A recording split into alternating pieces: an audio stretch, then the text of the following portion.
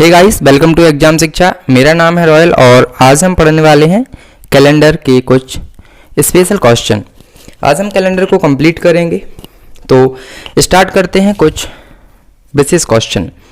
सबसे पहले हम देखेंगे कि कैलेंडर में जो शताब्दी होती हैं तो कौन सा डे किसी भी शताब्दी का लास्ट डे होता है। इससे रिलेटेड क्वेश्चन कभी कभी आ जाते हैं। तो यहाँ हम देखेंगे, सबसे पहले हम कैलेंडर स्टार्ट कर रहे हैं।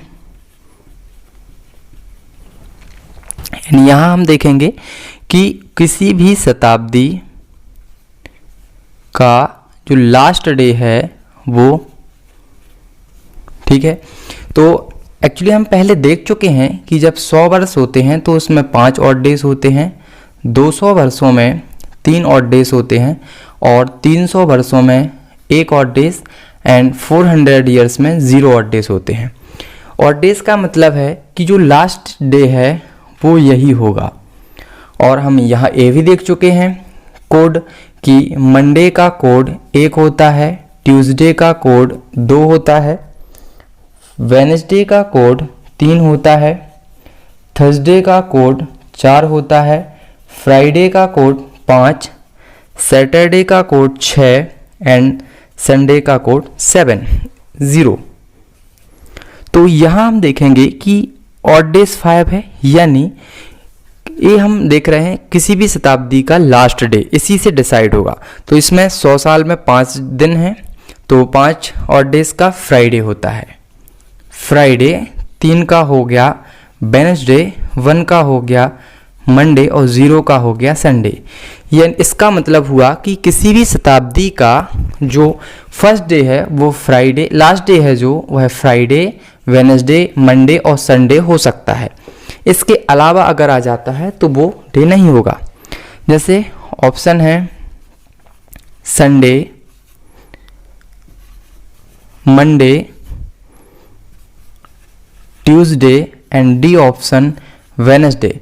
तो यहाँ हमारा क्वेश्चन है कि कौन सा डे किसी भी शताब्दी का लास्ट डे नहीं हो सकता। तो संडे तो एक्चुअली हम देख चुके हैं कि हो सकता है, मंडे भी हो सकता है, ट्यूसडे यहाँ कहीं नहीं दिख रहा, तो हमारे क्वेश्चन का आंसर ट्यूसडे आ जाएगा।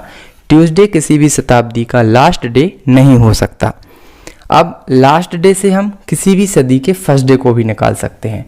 तो यहाँ हम फर्स्ट डे भी लिख लेते हैं। फर्स्ट डे कैसे निकालेंगे?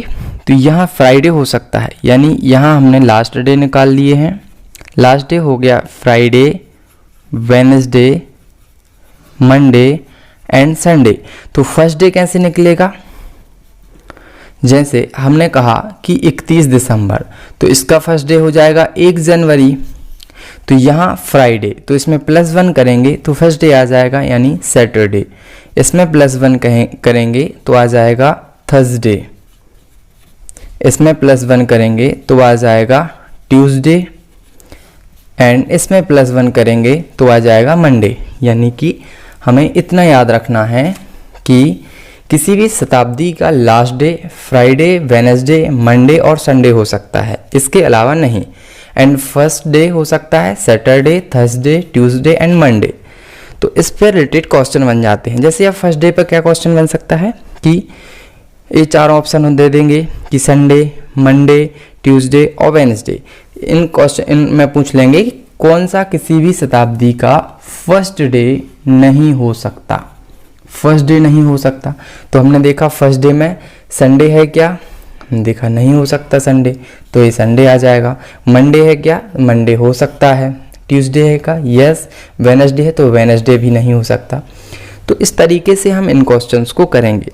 मेनली हमें यहाँ ये याद रखना है। अगर आप भूल जाते हैं तो इस कॉन्सेप्ट को आप यहाँ पे याद रखना। इसके बाद हम एक और कॉन्सेप्ट सीखते हैं। अब हमें देखना है कि महीने में 5 बार कौन सा दिन आता है। जैसे कभी कभी आपने देखा होगा एक महीने में 5 बार मंडे आ जाता है, तो 5 बार मंडे कौन सा आता है? तो स्पेशली अगर हम देखें तो 30 और 31 दिन के महीने होते हैं। तो 30 में अगर हम 7 का भाग देते हैं तो इसमें 2 ऑड डेज बचते हैं, और 31 में 7 का भाग देते हैं तो 3 ऑड डेज बचते हैं। 2 ऑड डेज का मतलब है कि जो 29 और 30 है, इस डेट को जो भी डे आएगा वो 5 बार आएगा। कैसे? 30 में अगर हम 7 का भाग देते हैं तो 4 बार जाएगा, यानी जो 7 दिन हैं वो 4-4 बार आ जाएंगे। और कहाँ तक? 28 तारीख तक। फिर जो 29 बचेगी और 30, इन डेट को आने वाले जो भी डे होंगे वो 5वीं बार आएंगे। ऐसे ही जब 31 डेज का मंथ होता है, इसमें 3 और डेज होते हैं, तो 28 तक तो 7 दिन 4-4 बार आएंगे। 29, 30 और 31 में ये जो भी 3 डे आएंगे वो 5 बार आएंगे। इतना हम देखते हैं। अब हम क्या देखेंगे इसके आगे? यहाँ तक हमने समझा कि 1 से जो 28 तारीख होती है वहाँ तक 4 वीक तो कंप्लीट हो जाते हैं, 4 वीक। उसके बाद जो भी डे आएगा वो 5 बार आएगा। अब क्वेश्चन कैसे आएगा कि मान लो क्वेश्चन आएगा कि किसी वर्ष अगर 10 मार्च को बुधवार था, मान लेते हैं बुधवार था, तो इसी माह में कौन सा डे 5 बार आएगा?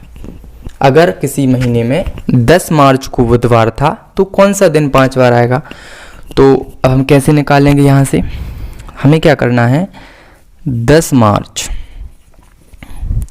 अब 10 मार्च को क्या है? बुधवार है। सबसे पहले हमें देखना है कि मार्च होता है 31 दिन का, ठीक है, 31 दिन का मार्च का महीना होता है। तो 10 से जो 31 है, कितने दिन हो गए इसमें?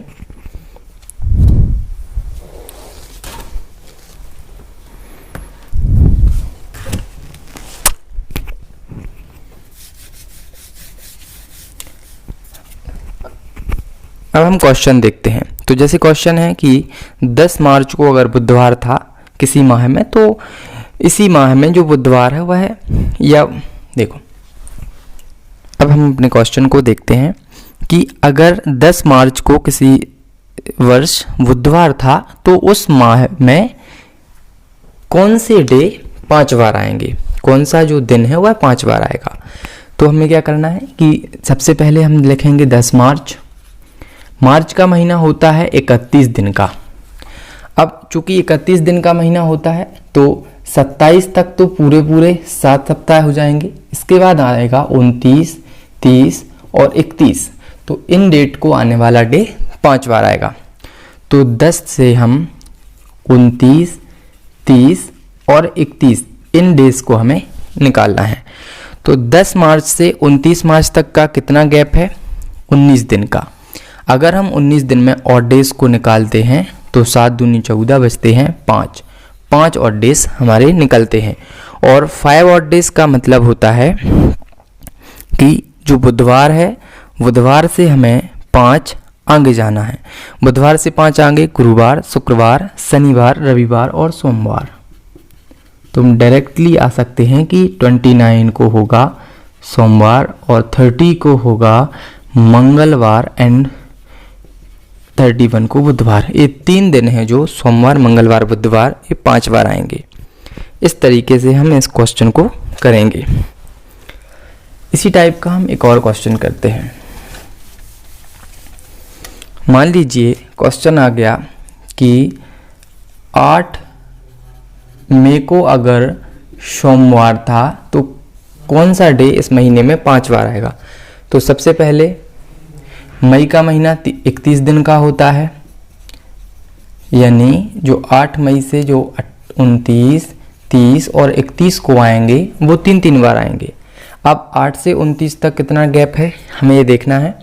तो 21 का, 21 में अगर हम 7 का भाग देते हैं तो 7 या 21, 0 ऑड डेज बचते हैं, यानी जो 8 मई को है वही 29 मई को होगा।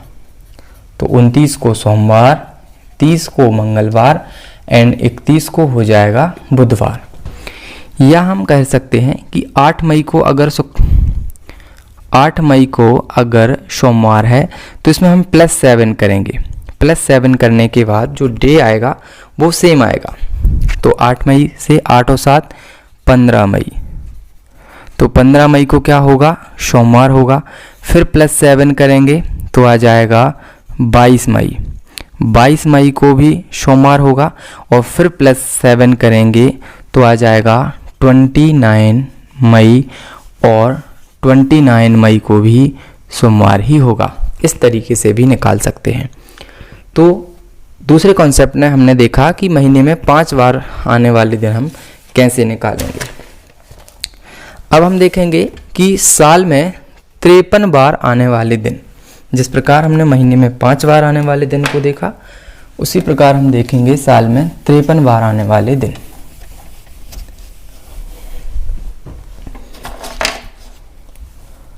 तिरपन बार वर्ष में। तो क्या करना है इसके लिए? सबसे पहले हम देखेंगे कि जो साधारण वर्ष है, साधारण वर्ष और लीप ईयर्स, लीप वर्ष। तो साधारण वर्ष में 52 वीक प्लस 1 और डेज होता है, लीप ईयर्स में 52 वीक प्लस 2 और डेज होते हैं। इसमें 1 और डेज होता है, इसका मतलब है कि जो 1 जनवरी का दिन है वह दिन 31 दिसंबर को होगा। यानी साधारण वर्ष में 1 जनवरी और 31 दिसंबर को सेम डे होगा। एंड जो लीप वर्ष होता है इसमें 2 और डेज होते हैं, यानी 30 दिसंबर और 31 दिसंबर।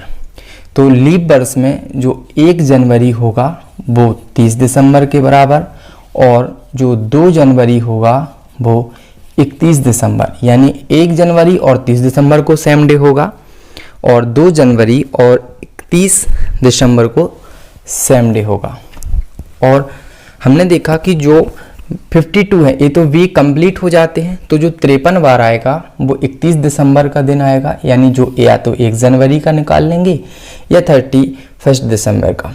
और जो लीप ईयर्स है इसमें 2 ऐसे दिन होंगे जो 53 बार आएंगे, एक तो 1 जनवरी 2 जनवरी को होगा या 30 दिसंबर और 31 दिसंबर को, इस तरीके से। इसका हम एक क्वेश्चन करके देखते हैं। क्वेश्चन था कि यदि 15 सितंबर 2014 को फ्राइडे था तो कौन सा डे 53 बार आएगा इस साल। अब हमारा क्वेश्चन है कि 15 सितंबर अगर 2014 को फ्राइडे था तो इस वर्ष कौन सा दिन 53 बार आएगा। तो हमें या तो सितंबर से 1 जनवरी, चूँकि ये साधारण ईयर है इसलिए हमें 1 जनवरी या 31 दिसंबर तक का दिन निकालना है। तो 15 सितंबर से अगर हम 31 दिसंबर का दिन निकाल लेते हैं तो वो पास पड़ेगा। तो सबसे पहले हम ऑड डेज निकालेंगे। अगर 15 सितंबर को ऑड डेज निकालें तो 15/7, तो यहाँ पर एक ऑड डेज निकलता है। उसके बाद हम अक्टूबर में 3 ऑड डेज, क्योंकि 31 दिन का महीना होता है। उसके बाद हम देखेंगे नवंबर में 2 ऑड डेज एंड दिसंबर 31 का होता है इसलिए 3 ऑड डेज। 3 और 3 6 और 2 8 और 1 9, टोटल ऑड डेज 9 हो जाएंगे। 9 में जब हम 7 का भाग देंगे तो 2 टोटल ऑड डेज निकलेंगे, यानी 31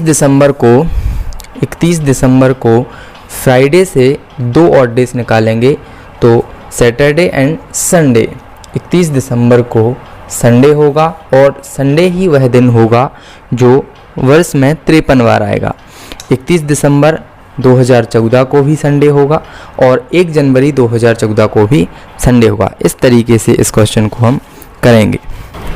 अब हमें कुछ फैक्ट देखना है कि जो जब साधारण वर्ष होता है, साधारण वर्ष और लीप ईयर्स, लीप वर्ष, तो जो साधारण वर्ष होता है इसका पहला और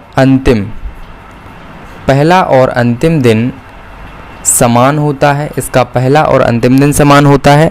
और जो लीप ईयर्स होता है इसका पहला और अंतिम दिन में, इसके पहले और अंतिम दिन में 1 दिन का डिफरेंस होता है। जैसे यदि पहला दिन सोमवार होगा तो अंतिम दिन मंगलवार होगा। इसको हम एग्जाम्पल से समझें कि यदि हम मानते हैं कि अगर 1 जनवरी 2017 को फ्राइडे था तो 31 दिसंबर 2017 को भी फ्राइडे होगा क्योंकि यह साधारण वर्ष है। अब अगर हम यहीं ले लें कि 1 जनवरी 2016 को फ्राइडे है तो 31 दिसंबर 2016 को सैटरडे होगा क्योंकि ये लीप ईयर है और यहाँ पे एक डे बढ़ जाएगा। इस तरीके से कैलेंडर के कुछ स्पेशल क्वेश्चन हमने देखे, बाकी कैलेंडर ऑलमोस्ट पूरा ही हो गया है। अब आप लोग घर पर प्रैक्टिस कीजिए। कैलेंडर में बस इतना ही, और अगर ज़रूरत पड़ेगी तो कैलेंडर पर बाद में एक और वीडियो बना देंगे। अब कल से हम नया टॉपिक स्टार्ट करेंगे, तब तक पढ़ते रहिए हमारे साथ। धन्यवाद।